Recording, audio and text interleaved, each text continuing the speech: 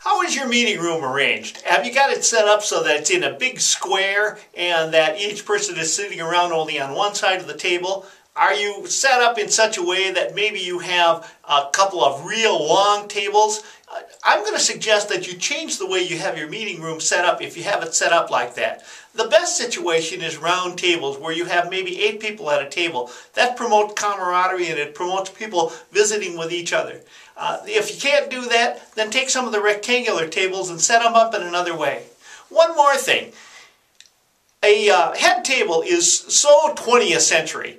They'd say now that you try to stay away from a head table. Of course you should have a place for the speaker, you should have a lectern or a podium, but to have a head table kind of sets the people who are part of the club away from the club, where in reality it gives you a much better opportunity to interact with one another when you're part of the table itself and rather than a head table that's set off.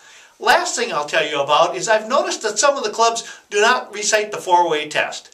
That's a fairly common thing in most clubs, but if your club is not reciting the four-way test, I suggest you start now. You can begin either at the beginning of the meeting or close at the end of the meeting with the four-way test. But it's really one of the foundations of Rotary, and it's one of the things I encourage you to do.